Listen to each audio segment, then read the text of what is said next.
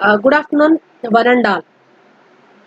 Today, I would like to the topic external characteristics of the generators and applications of the DC generators. This is the last topic of your Unit 1 DC generators. In the previous class, we discussed about how to calculate the critical field resistance from the open circuit characteristics of the DC generators, and we solved problems based on that OCC concept and how to calculate critical field resistance and critical speed, and all those topics we discussed in the previous uh, class, and we solved 3 problems based on that concept. Now, I would like to explain what is the meaning of external characteristics and how these will be drawn for the DC generators in this presentation. And finally, we will conclude this chapter with the applications of DC generators, what you have learned till now. All right. Right. Before going to that one, just I would like to revise one more time. What are the conditions that are must and should required for the self-excited generator to build up the EMF or the voltage? Like we discussed a lot, this residual magnetism is the most important point for building up of voltage in a generator. So there must be some residual magnetism in the generator poles is required, very much required. And next, for the given direction of rotation, the shunt field coils should be correctly connected. If these has to be correctly connected to the armature, then only there is a cumulative increase in the voltage is possible. Otherwise, there should not be any generated voltage. So it is very, very important that given direction of rotation, the shunt field coils must be correctly connected to the armature such that the current reinforces the EMF produced initially due to the residual magnetism. If they are not connected correctly, it does not allow the increase or induced EMF to increase more and more. So this connection of this shunt field coils with the armature is very, very important. And next point I would like to discuss with you about the critical shunt field resistance. And if excited an open circuit, if it is excited an open circuit, its shunt field resistance should be less than the critical resistance. And if it is loaded, then the shunt field resistance must be more than the critical resistance value, certain minimum value of resistance, which is obtained from the internal characteristics. So these points I'm just revising to recollect and recollecting to have a continuity. Next, coming to this one, external characteristics. So, as we have mentioned earlier, the 3 different types of characteristics for the DC generators are open circuit characteristic or internal or total characteristic and finally the external characteristic. So, this external characteristic is drawn between the terminal voltage and the load current. So, these characteristics are associated with the load current and terminal voltage. We need to understand one point, when should we connect a load to the given generator. This is very, very important point, for which we should not put load on the generator without there is no voltage build up. So before you are putting load on the generator, we must verify that either a voltage build up started or not, whether it is at rated voltage or not, that we have to check it out. So after voltage build up only, the shunt generator is loaded. And then it's what happens the moment as we are loading the shunt generator, the terminal voltage which is termed as V drops with the increase in the load, right? So now we had one doubt, why this voltage is getting decreased as I am putting load on the generator. So there are 3 main reasons for the drop in the terminal voltage of a shunt generator when under load condition. When the generator is under loaded condition, the terminal voltage nowhere remains constant, but there is a drop in the voltage, and this drop is mainly because of following these 3 points.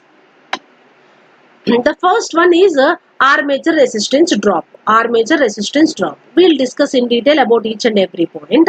And the second one is armature reaction drop. And the third one is a reduced field current further reduces the induced EMF because of the first two effects. So it's known to us as per the construction of the DC generator.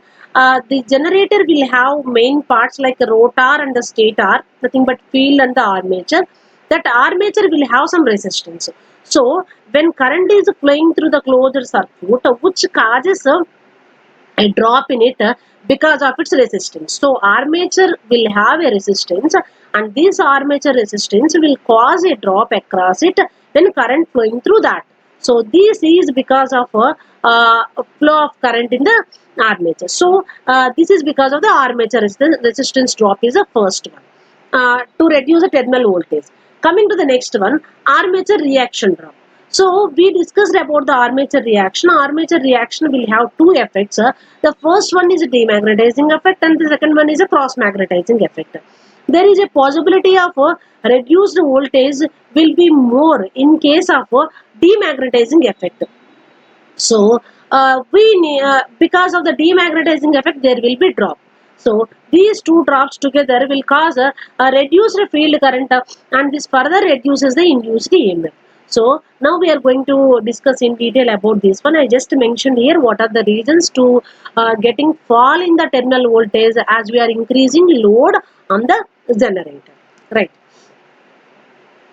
Now, in this one, armature resistance drop. As the load increases, more and more voltage is consumed in the ohmic resistance of the armature circuit, as I mentioned. So we know that the voltage equation for a generator, I am writing in terms of terminal voltage, which is represented by V, is equal to E minus IA RA. What is IA? IA is the armature current, RA is the armature resistance. So E is the generated voltage. We can also call it as E suffix G also. Right. So the terminal voltage, if you want to calculate, this will be subtracting this IA RA from the generated voltage EG. So V equal to EG minus IARA. So as the load goes on increases, the current IA increases and IARA also increases. So this increased factor is being deduced from the generated voltage. So finally the factor, this terminal voltage V is decreased. So this equation will explain you why the terminal voltage is getting reduced. So here E is induced EMF in the armature under loaded condition. Next, coming to the next point here, armature reactance drop. Due to the demagnetizing effect of the armature reaction, the pole flux is weakened. This point we discussed very clearly in the concept of armature reaction. So, demagnetizing effect will completely weakens the pole flux. So, because of this one, the induced EMF in the armature is also decreased, because as the flux is getting reduced, the flux that are linking with the armature decreases. So rate of change of flux linkages will also be decreases. So EMF induced in the armature decreases. So because of the armature reaction drop also, the EMF induced in the armature decreases. And now due to the reduced field current, the drop in the terminal voltage V due to the armature resistance drop and as well as armature reactance drop, this together will result the decreased field current I suffix F. So this further decreases the induced EMF. So we could able to understand, as the load increases, there will be drop in the terminal voltage, and this is because of these three main factors what we have discussed till now. Now fine, the next question was how to get the external characteristics for the given shunt generator. So here I would like to explain the circuit diagram of conducting load test on a given shunt generator, so that we can get the terminal voltages when the load is getting increased. So if you observe the circuit diagram, here it is the symbolic representation for the armature, and there is a shunt field winding which is connected in series with a variable resistance. And if you observe, there is one ammeter which is termed as A1, and this is used to measure shunt field current. And also I also kept one ammeter at the load side to measure the load current. It is represented with A2. And there is a voltmeter we connected across the armature. This is represented with B here. And we can also observe the direction of the currents in this generator. So IA is coming upwards like here if you observe, and this current is being divided into shunt field current ISH in this side towards the shunt field winding, and IL, we can also term it as I or IL towards the load here, which is read by the ammeter 2 here. Shunt field current is read by the ammeter 1, and we are using voltmeter to measure the load voltage because it is connected between these two terminals here. And now on the other side also you can observe the direction of the current flows here. So here, for obtaining the relation between the terminal voltage V and the load current I, the generator is connected as shown in the diagram, what I explained till now. And now, what is the procedure for conducting load test on the given DC shunt generator? As I mentioned earlier, there must be voltage build up in the generator before you load the generator. So for that one, if the required excitation is given to the in this shunt generator, already the moment if you give DC supply to the field winding, what happens in case of a separately excited generator, or here in the shunt generator, residual flux will be there. This causes to increase still if you increase the further field current, the generated voltage still increases, and so on. The moment if you reach the rated field current, completely the generator will generate the rated voltage here.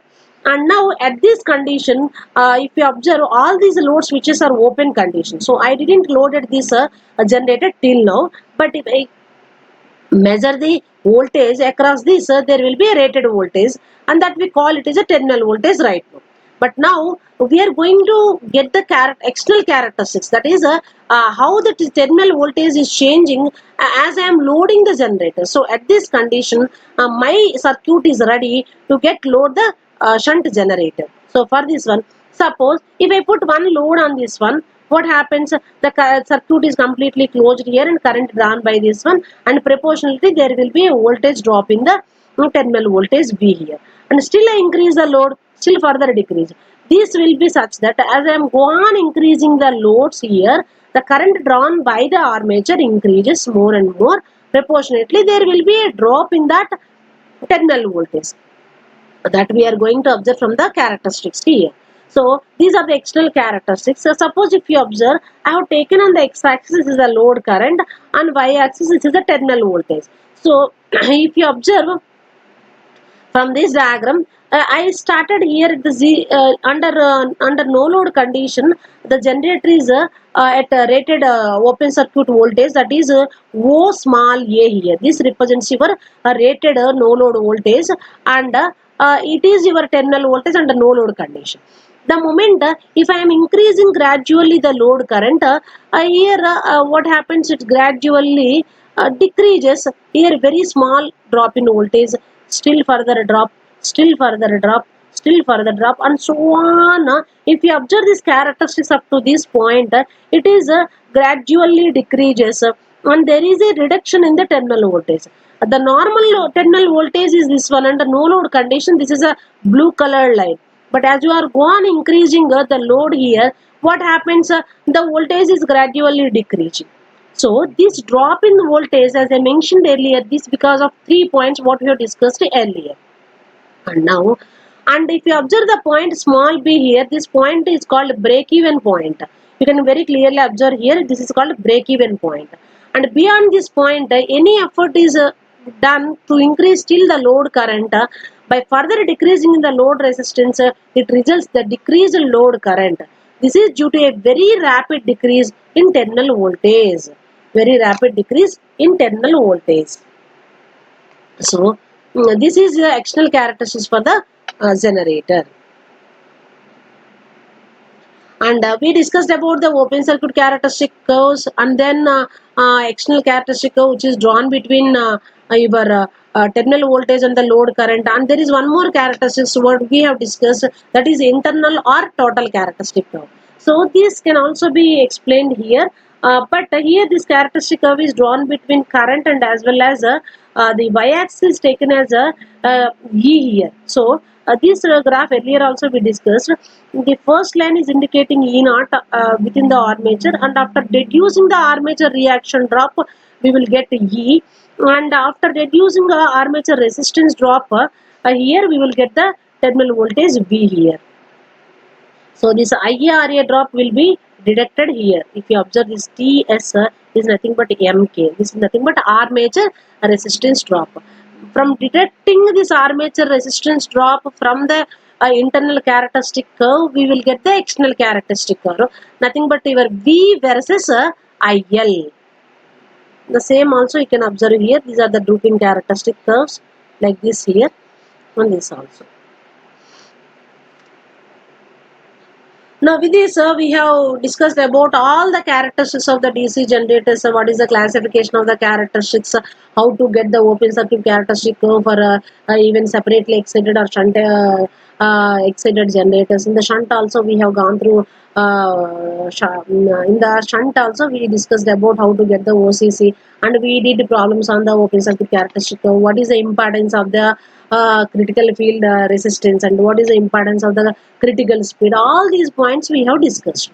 Now we are going to compare the other characteristics of the compound generator. So I'm just repeating this concept before going to the characteristics of the compound generator. So what is a compound generator? In the compound generator, we had a combination of both series field winding and as well as a shunt field winding. So it is simply we can say that it is a combination of both series generator and shunt generator, and we specifically know which winding is known as series field winding and how it is connected to the armature, and what is a shunt field winding and how it is connected to the armature we have discussed. So I am again repeating here, the series field winding is made with a thick conductor and having very less turns. And coming to the shunt field winding, it is made with a thin conductor and having more number of turns here. And these two will be there in case of a compound generator. So in the compound generator, again the way in which the shunt field winding is connected to the armature, there is again a classification like long shunt compound generator and short shunt compound generator. So, but it is very clear to you, known to you that the compound generator will have both series field winding and as well as shunt field winding. So, based on that, I would like to explain you the characteristics how it would be there for a compound generator. Coming to the classification of compound generator, there is one more classification like flat compound generator, over compound generator, and under compound generators. So, we would like to draw characteristics between the rated armature current versus the generated voltage on y-axis here. Here the characteristics are shown like if you observe this middle one is a flat compound generator characteristics, and the top one is a over compound generator characteristics, and the bottom one is a under compound generator characteristics here. And now why these are classified like this? Depending upon the type of the construction, they are classified into long shunt and short shunt. But the way in which this series field compared with the shunt field, whether it is aids or opposing or it remains normal, depending upon that one, there is one more classification. That classification is called over compound, flat compound, and under compound generators. Here, if the series field ampere turns are such as to produce the same voltage at the rated load, then the generator is called a flat compound generator, flat compounded generator. I would like to explain these characteristics here. If suppose if the loaded condition, this is a zero loading condition. You observe the voltage, what is the voltage here? This is V naught, like, right?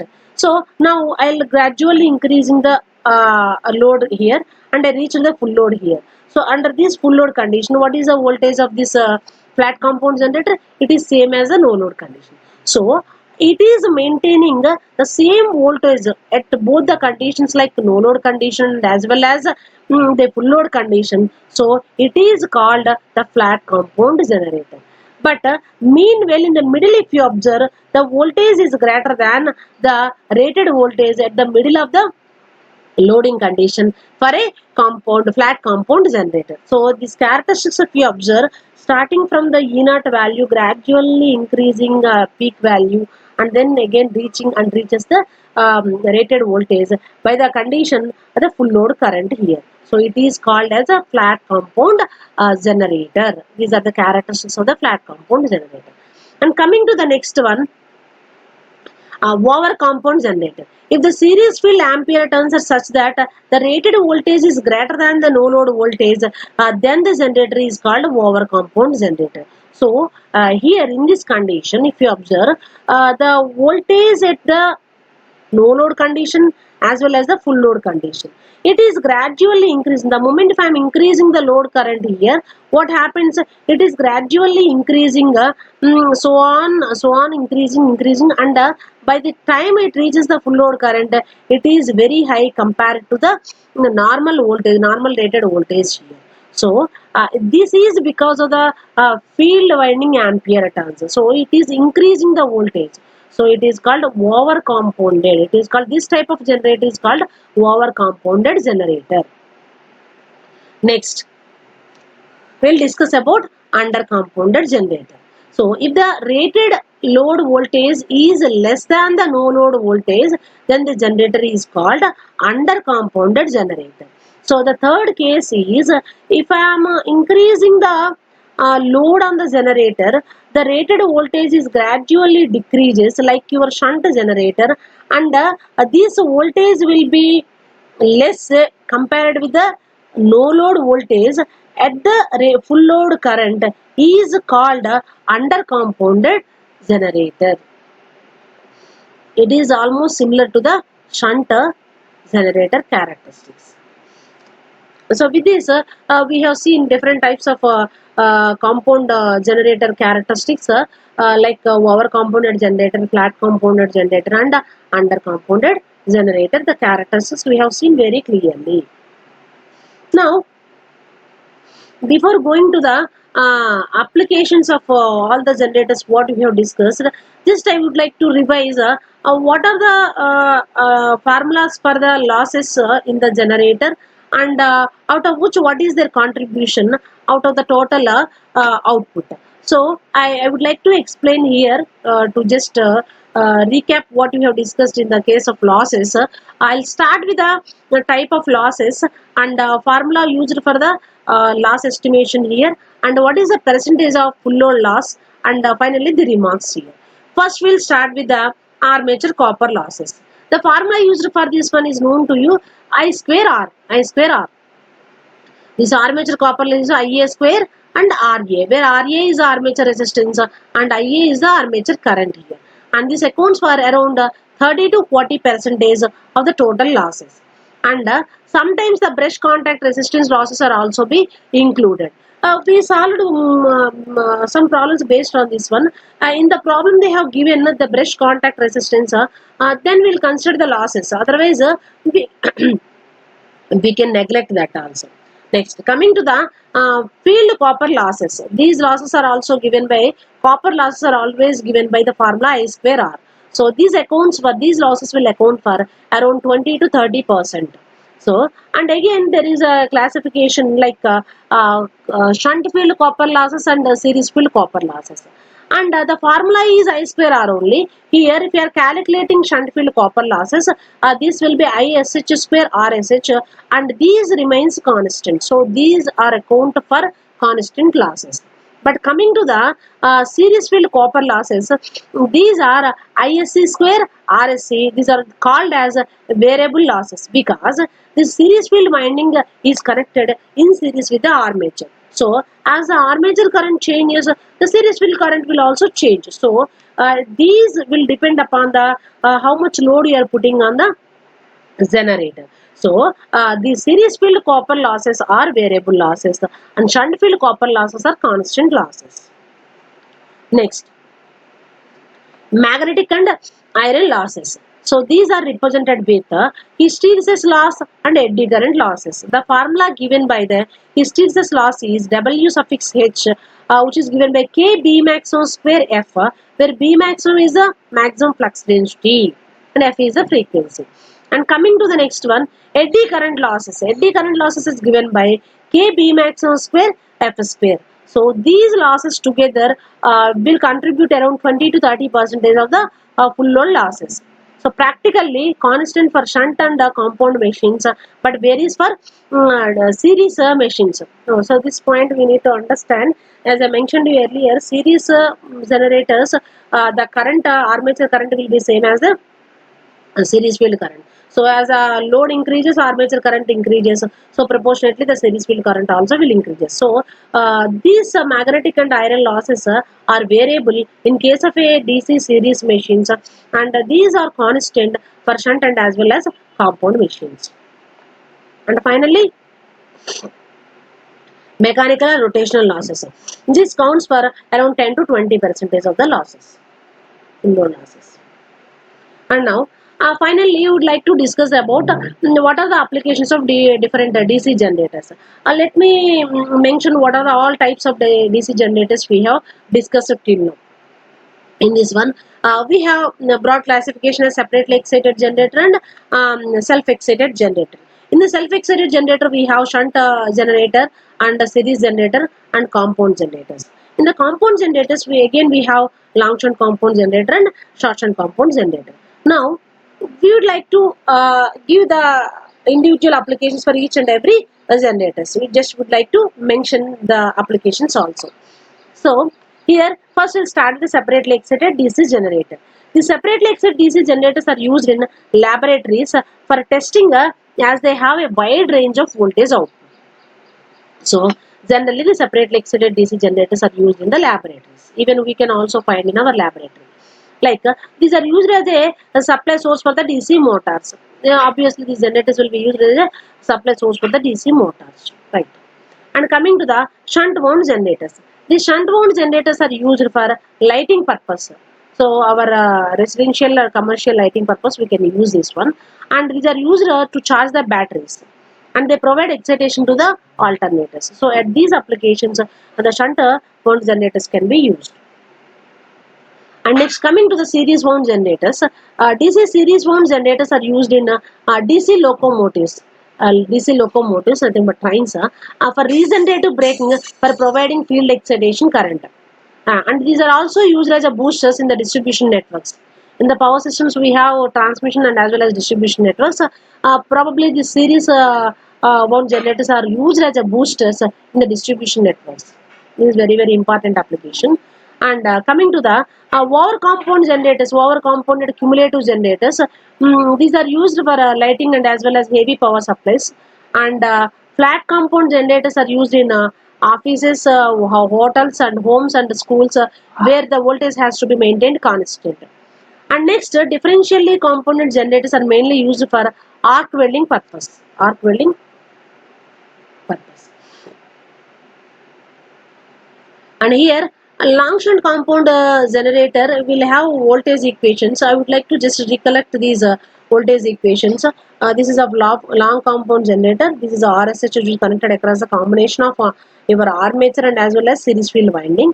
And this is ISH mentioned, IL mentioned, and this is ISC which is same as your IA. So here the load is connected here. So the shunt field current is calculated given by the equation is given by ISH equal to V by RSH, and ISC is same as IA, which is given by the load current plus shunt field current here. And we can get the voltage equation, terminal voltage V equal to EZ minus IARA minus ISC RSA, because these are both are connected in series. And we can calculate EZ minus, we can make IA is common because IA is equal to ISC. So EZ minus IA into RA plus RSC. And still, if the voltage drop is there, we can also deduct that voltage drop from this equation by represented by minus 2 VB. And power developed is given by EZ into IA, and power output available for this generator is terminal voltage into load current. These are the equations related with the long shunt compound generator. Similarly, we can also discuss the short shunt compound generator. This is a circuit diagram. If you observe, the shunt winding is directly connected across the armature, and the series field winding you can observe here. and the current directions are also mentioned here: ISH, IA, and IL, ISC. So ISC is now same as IL, not as in the previous case. Here ISC is same as IL. Now I would like to write the equations for shunt field current. ISH is equal to B plus IL into RSC by RSH. This can be also be written as EC minus IARA by RSH. So the armature current is sum of your load current plus shunt field current. And in this case, as I mentioned earlier, series field current is same as a load current. And the voltage equation is given by B equal to terminal voltage B equal to EC minus IARA minus ILRSC. ILRSC. So if the voltage drop is mentioned, we can deduct that from this equation minus 2 VP. And the power developed is EC into IA, and as usual, power output is terminal voltage into the load current. And I would like to mention about what do you mean by cumulative compound wound and differentially compound wound generators. Like, right, in this type of DC generators, the field is produced by the shunt as well as the series field windings. The shunt field winding is stronger than the series field winding, and if the magnetic flux produced by the series field winding assists, or we can say that it is added the flux produced by the shunt field winding, then that type of generator is called cumulative compound generator. Cumulative compound generator, cumulatively compound wound generator. If the series field winding is added to the shunt field winding, then it is called cumulative compound wound generator. If the series field flux is opposing the shunt field flux, then the generator is called differentially compound wound generator. So with this we have completed all types of generator along with their applications. Now we will discuss about the applications of the compound wound generator. Among various types of DC generators, compound wound DC generators are most widely used because of its compensating property. So whether we can add the series field or we can subtract the series field flux from the shunt field winding. So you require, as per your requirement of the characteristics, you can make use of these compound generator. So it is having more applications. So here these cumulative compound generators are probably used in lighting purpose and power supply purpose, and heavy power supplies also they can be used, and because of their constant voltage property. And this can also be used as a driving a motor, to drive the motor also they can be used. And flat compound generators are used for small distance operations such as power supplies for the hotels, offices, homes and lodges. And differential compound generators find applications because of their large demagnetizing armature reaction. They are specially used for arc welding purpose. Arc welding purpose.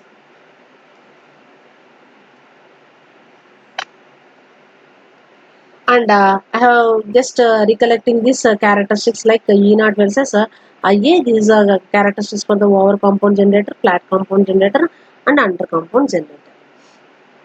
So I would like to conclude this session. Let me tell you one thing here. With this, so we have completed the entire first unit named as DC generators, and in this we have seen starting from the construction of the DC generators, and we have gone through the different parts of the DC generators and what is the function of each and every part of the DC generator, and then how EMF is generated in the DC generator, like EMF equation of a DC generator derivation we have seen, and then what are the losses that are present in the DC generator. We solved problems on that one. And next, what are the different losses that exist in the DC generator, and different power stages of the DC generator, and how to calculate the efficiency of the DC generator. We solved problems on those efficiency calculations and different power stages also. And then coming to the characteristics of the DC generator, we have seen that there are OC is open circuit characteristic. In this we have did the problems based on calculation of your critical field resistance and critical speeds, and then internal characteristics, and finally external characteristics are nothing but load characteristics. How to draw these all characteristics for different types of DC generators. And finally, I concluded my unit 1 DC generators with their applications also. Individually, we discussed about the applications of each and every generator. So, fine, I would like everyone of you have understood very clearly about this Unit 1 DC generators. And if you have any doubts, we can clarify your doubts in the coming sessions. And in the coming session, I would like to start the Unit 2, that is DC motors. Right. Thank you. Thank you, one and all.